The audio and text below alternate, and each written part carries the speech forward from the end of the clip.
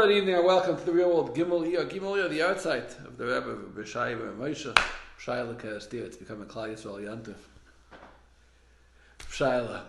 And everywhere you're going to go today, you're going to see and people are eating and drinking and celebrating and commemorating of Shaila. And I think it's important to understand what the day is and what the day is not. It was important to Shaila that Eden eat well.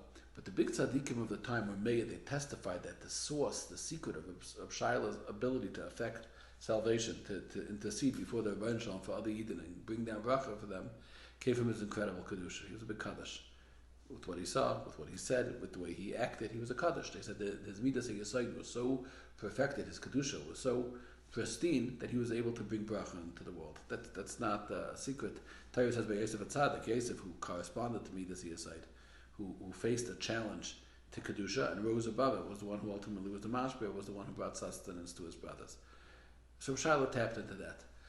So I'm no rabbi, I'm not authorized to tell people what to do, but if you want to tap into the kayach of Gimel Iyah, of Shiloh's brachas, there's no suffix that it's very good to eat and to make a l'chaim for him, and to light a candle, and to learn Mishnayos, and to get stuck, and for sure, in the realm of Kedusha, to be a little more upkeep and to make a Kabbalah in that direction, certainly Shiloh will be a Melech Yesha for somebody who does that, that's for sure.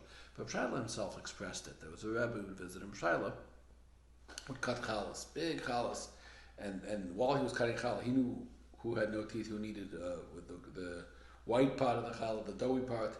He knew who liked crusty pieces of challah and who liked in the crust. And there was a lot going on over there when he was cutting the challah. And a visiting rabbi said, "Wow, such grace, stick of challah. Wow, I never saw somebody cut such big pieces of challah." So Shiloh said, "You're impressed by the size of the challah? Why aren't you impressed? Look at the fact that my knife is so sharp that not one crumb falls away. Every crumb is used." That's what Shiloh said. And of course, beyond the Pashup shot, Shiloh was saying something very deep. He was saying the Midah of Kedusha means that nothing falls away, that every single bit of energy, of kayach, of resource that a Yid had is used for the Rebbeinu Shalom. That's what it means to be a Kaddish. He was saying no crumbs fall away. Now that's the idea of the food that came out of Karastir. There's a perception of Karastir as this big food production factory. So add another layer to the hamburger is more Karastir, and it's not what it is. Karastir saw Yidin, every single Yid. If we had the ability now to bring lunch, if somebody said, "Could you make a cup of tea for Reb Chaim Kanievsky?" we would have given anything for that schos. Shail saw every single Yid as a prince, and the ability to feed this Yid. Nothing goes to waste. It means that every single thing I do for another Yid is worthwhile and worthy. There was a Yid, his name was Pinchas. He used to sit in Karastir, and he was an emotionally disturbed individual. He was dirty, unkempt, unpleasant smell, and they didn't want him around Karastir. And Shaila, of course, said, if he's a Yid, he stays here. Pinchas used to smoke a lot, and when he was agitated, he would even smoke on Shabbos. So one Shabbos, he sat on the roof of Shaila's Haif, the court over there, smoking a cigarette on Shabbos.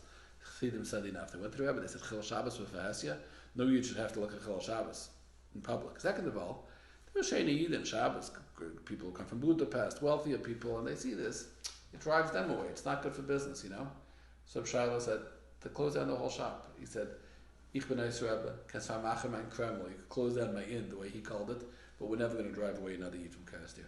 Shiloh saw every Yid as Halik. So every bit of food I give them, what more food I gave them, it's more feeding a Yid. It's more, if you believe that a bigger cup of tea from Chaim Kanievsky is the biggest cost, then you understand that giving more to Yid and giving more food, giving more drink, giving more help, lending money, giving a smile, a kind word, whatever you're giving to other Yidden, nothing is going to waste because that you mean to believe in the Yidden. So of course it's a yantiv for us today. We have a Rabbi Tzaddik who stands for us, who believes that Yidden should have it good, because the Yid is a worthwhile investment. That's the legacy of Shiloh. That's the legacy to tap into. Zechusay Yagein Aleinu.